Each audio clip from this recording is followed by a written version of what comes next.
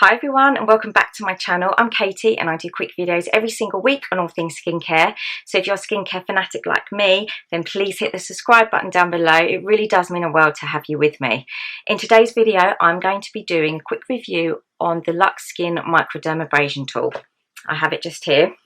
Okay, so I received this quite a while ago. I've used it a couple of times and I'm really impressed with the results, but there are a few things that I want to let you know about this tool. And the first is that you have to charge it for 6 hours. So I was super excited when I got the package, and then it was like, oh, I've got to wait basically a day. So you have to charge it for 6 hours. You have to use it on dry skin, clean dry skin, and they say it does help if you have like a hot shower or you get some steam to your face to open up the pores. So this is what the tool looks like. Get your microdermabrasion tool, and then in the box you get some heads that different heads that attach to the tool. So the one that you'll probably want to use is this one, which is used for the microdermabrasion. It's the real harsh kind of metal looking tool, and then the others are different size holes that you use for different concerns.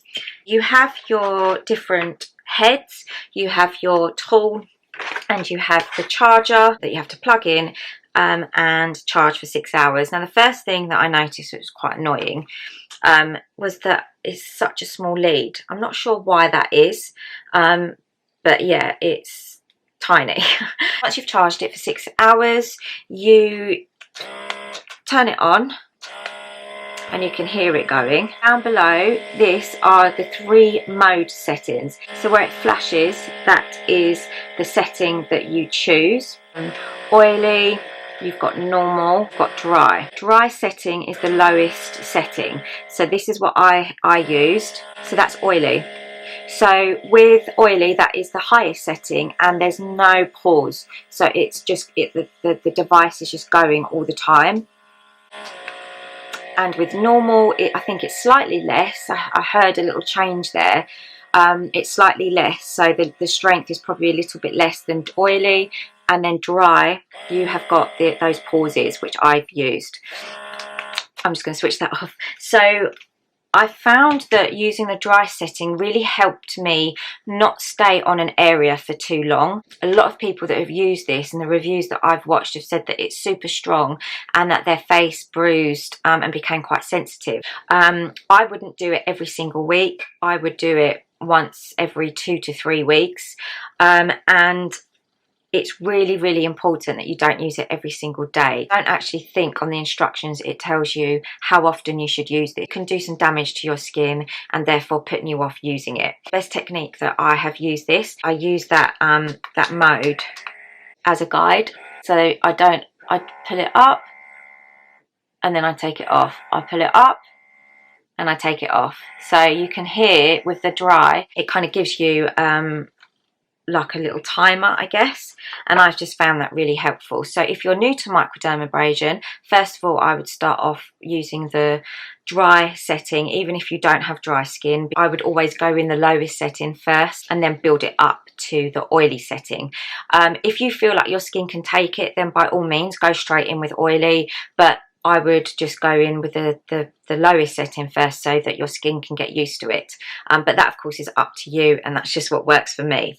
So you shouldn't, use it like this, otherwise it's really going to bruise you. So slight redness is usual, and after I've used it, my skin is definitely red. They say do not stay in one place more than 3 seconds, slide up and down. So that's why I think using it, and I just kind of pull my skin a little bit tight because the suction is really, really strong. And I just use it like that, and I gently go up. And especially around your eyes, avoid going right under your eyes. Again, it's only because I've been to a salon and I remembered what they did on me, and they did not go right near my eyes. They kind of just went to here. So that's what I did, and then I sweeped across my forehead like this. So it really is important to read the instructions, because you can cause your skin bruising and really, you know, real redness. And some people have even said that they've had like a love bite kind of result, and that is because the tool is being used on the skin for too long. So it will just suck, it will just literally suck your skin. You do have to use the motion of that gliding and sweeping and really put a bit of pressure into it, but not too much, otherwise you will get that love bite, and we don't want that. So yeah, I've really enjoyed using it. I think once every 2 weeks is what I'm going to aim to build this up to, and I'll see how my skin responds to that. You don't need any products. So after a shower, I gently pat my face, make sure that it's dry, and then I use it. And then after I have finished using the microdermabrasion, I then apply my serums, my creams, and I go about my day. So I've used it of an evening just because of the redness, but you can use it any time of the day. If you're going to be using it in the day, I would recommend putting sunscreen on after, just because your skin has been like, its first layer has been removed. So definitely use sunscreen, and maybe a really nice rich cream so that it doesn't get dry. But apart from that, I have enjoyed using it, and I will be using it maybe twice a month. I'll be using this, incorporating this into my skincare regime. And yeah, I will now show you it in use, because it's really helpful just seeing how I use it. I thought this is a good diagram to show the directions of microdermabrasion, especially when doing it at home. Okay, so I set the microdermabrasion tool to dry setting, which is the lowest setting, and I just use that pause as a guide. So I'm not going over the same spot more than a couple of times. And really, I think it's just to listen to your skin. There were a couple of times that I was using this and I really felt my skin getting a little bit sensitive, so I just decided to stop and move on to a different area.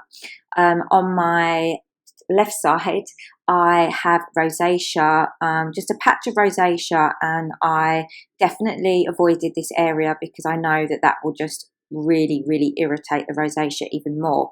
So yeah, I just thought I'd quickly show you a little demonstration of how I use it, making sure that you pull the skin fairly tightly so that it doesn't suck your skin. Basically, that's how those lovely love bites might happen, is you need to pull your skin fairly tight.